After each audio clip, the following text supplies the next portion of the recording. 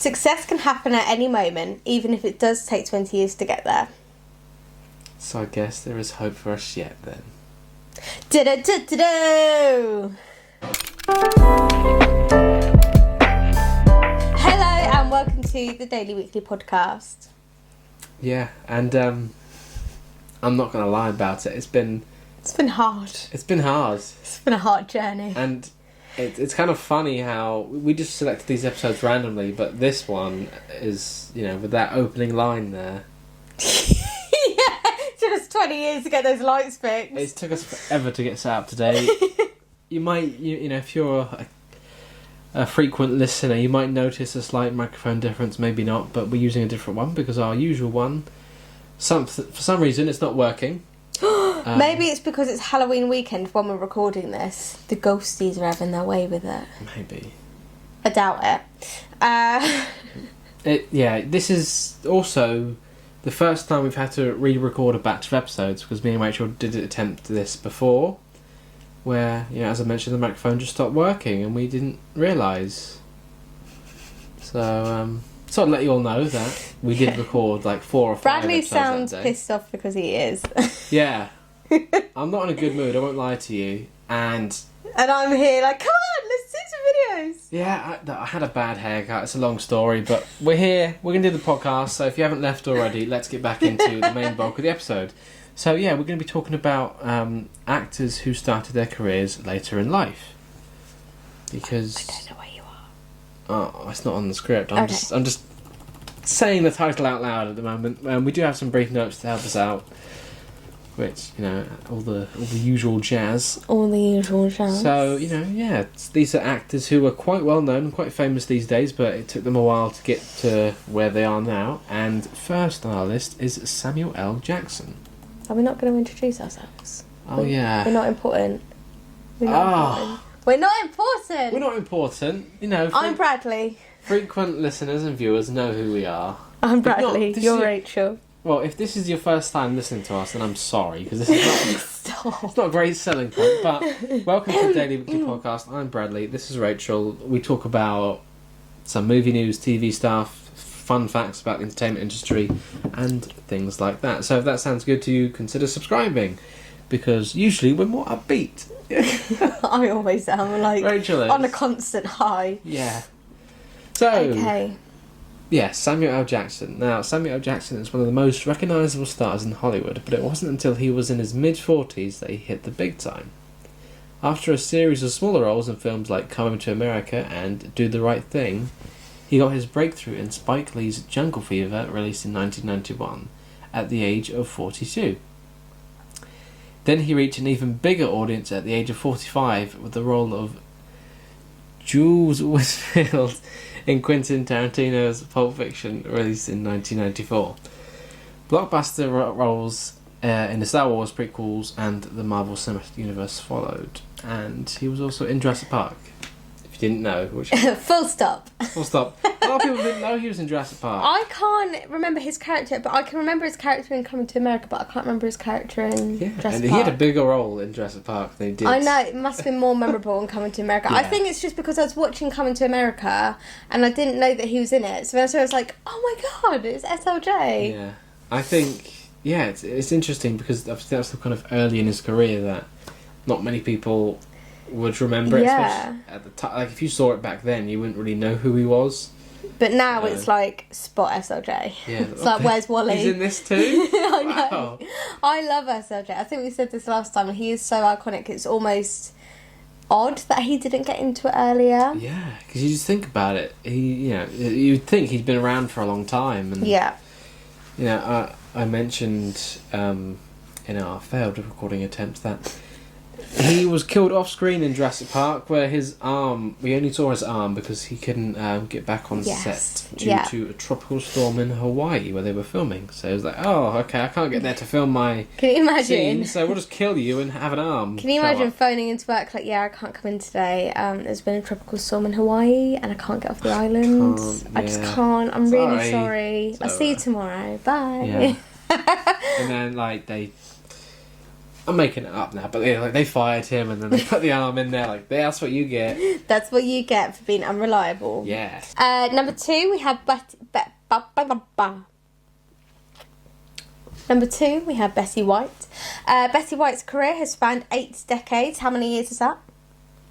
8 decades is 80 years. Yeah, well done. And while she found her success in her 30s in the sitcom Life with Elizabeth, her most famous roles came much later. When White was 51 when she started appearing on the Mary Taylor Moore Show, 63 when she starred as Rose on The Golden Girls, and 88 when she joined the cast of Hot in Cleveland.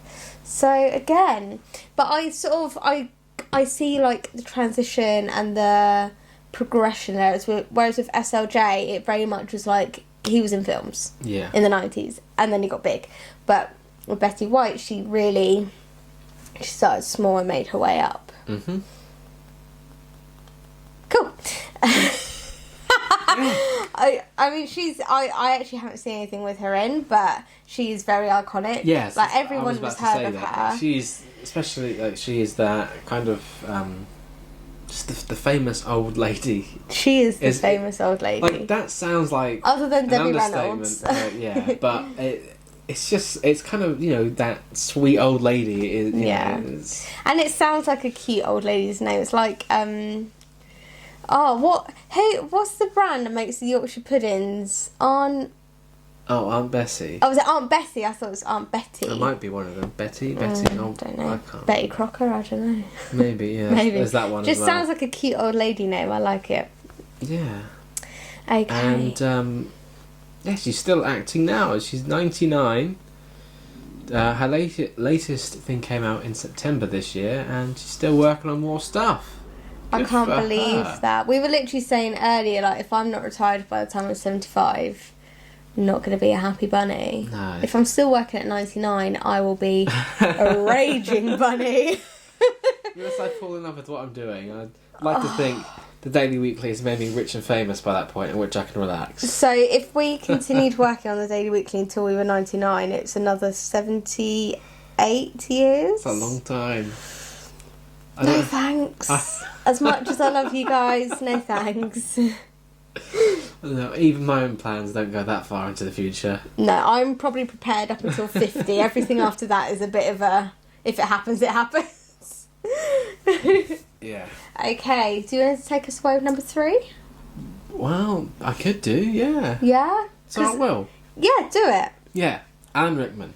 The late, great Alan Rickman, a trained stage actor and a member of the Royal Shakespeare Company, landed his first cinema role in one of the greatest action films ever made, Die Hard, as the villainous Hans Gruber.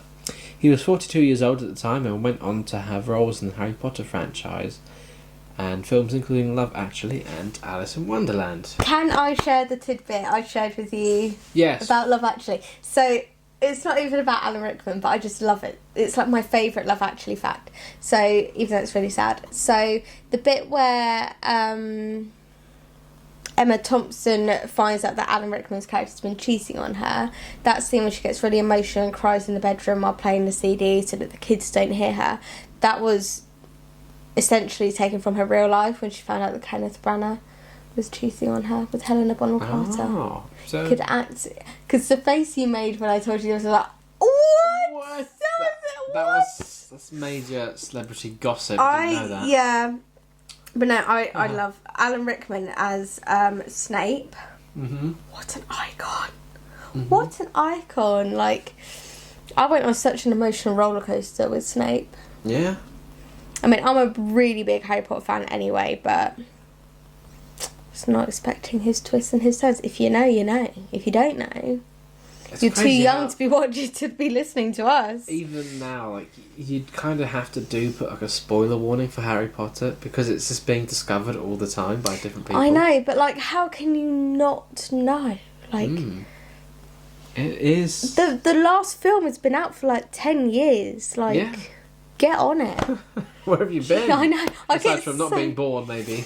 Well, oh gosh, don't even get me started. If you weren't born when the last Harry Potter was made, you should not be listening to us because that would make you about 10 years old, and that's just disgusting. That's not really our audience. No, it makes me feel a bit sick to my stomach, really, thinking that children that were born in 2011 are now 10.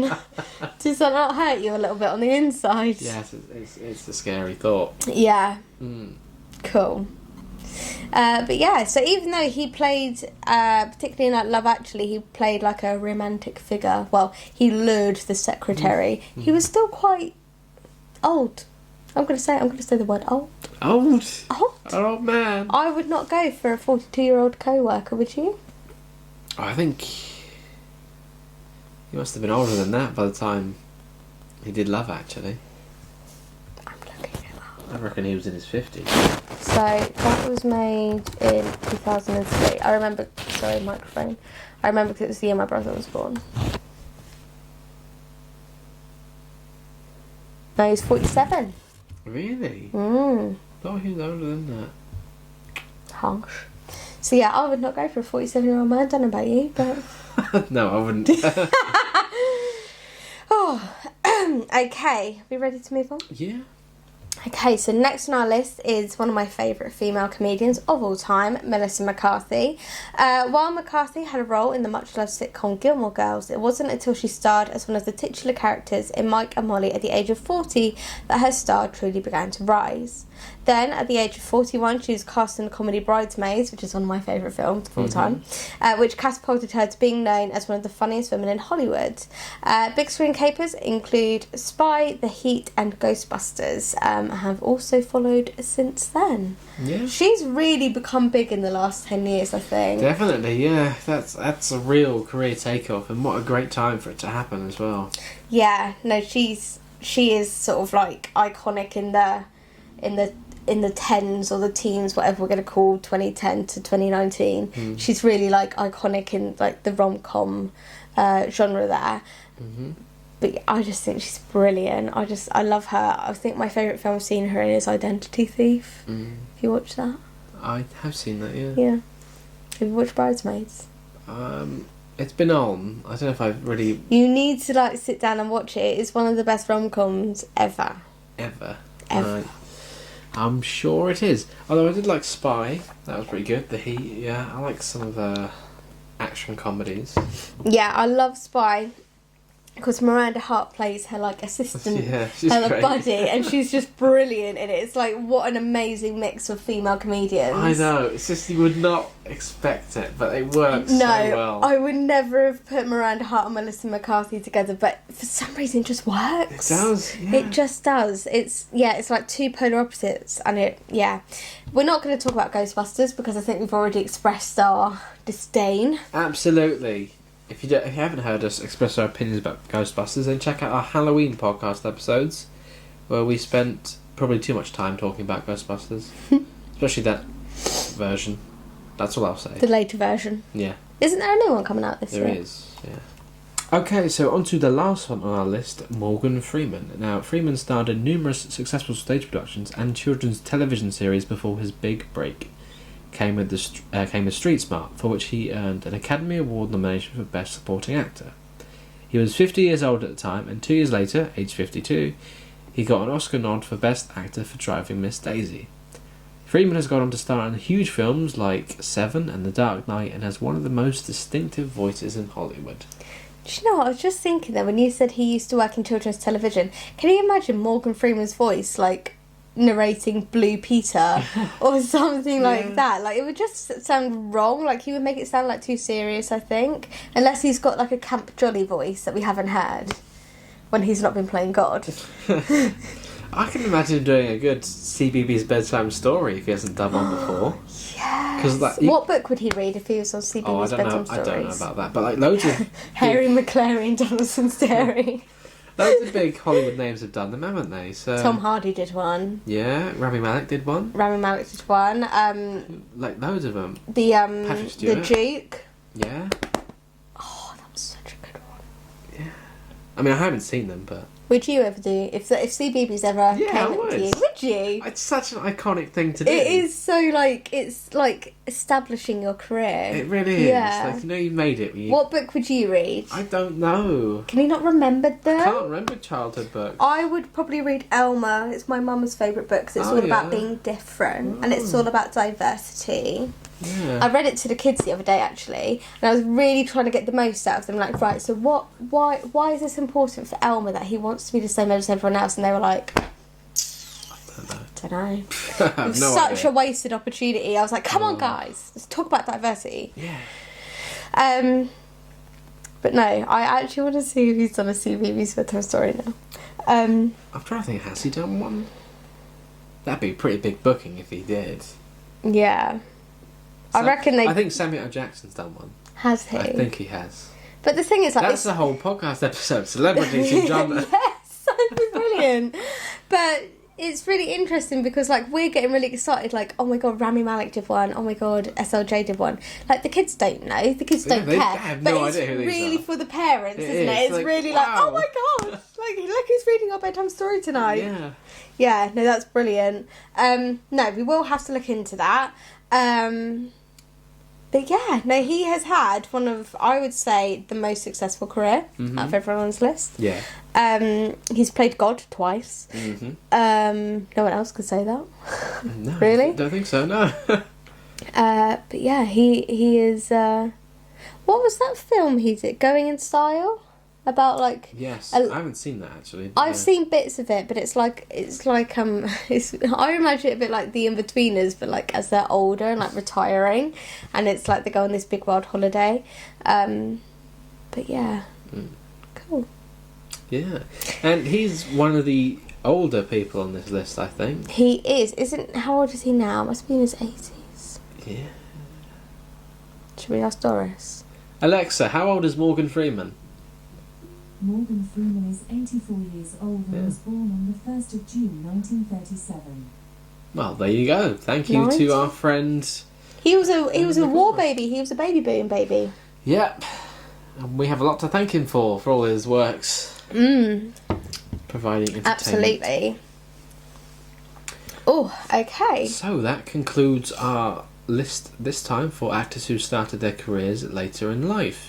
If you enjoyed this episode, please don't forget to like, comment and subscribe. We'd love to have a chat with you. And we are also on social media. Where can they find us on social media? Yes, we are on social media on Twitter, Facebook, Instagram, TikTok, and I think those are the main ones. MySpace. I'm not sure if that page is still active. I tried looking for it, I couldn't find it. But it's at Daily Weekly Cast on all of them, so we were lucky enough to get the same name for each social media, which really looks good when you can say... It looks good, doesn't it? It does, like, yeah, we're here. We're everywhere. It's harder than you think. Yeah, we couldn't have the Daily Weekly, so that's where the Daily Weekly Cast came from, but it's even better, and it worked, and we got it. Yeah. Okay, and if you want to listen to more podcast episodes, I'm sure we'll have a playlist in the description. If not, click here or here or here. Yeah. Here. Click somewhere and you'll find more of us. Yes. Including on our other YouTube channels. Yes. We have other YouTube channels. We do. We've got like 30 now, I think. We have 4. Which is the sweet spot at the moment. I'm happy with that. So we've got the Daily Weekly Podcast YouTube channel. We've got the Daily Weekly Show YouTube channel. We've got Daily Weekly Extras. And we've got Daily Weekly Builds. Yes. So there should be something there for everyone. There really should be. If not, there'll be a new channel. Next week. Yeah. Daily Weekly Fashion, where I do fashion. Stop. Can you imagine? With tin foil. Tin foil fashion. Tin foil fashion. So, there you go. We hope you enjoyed, and we will see you next time. Bye. Bye.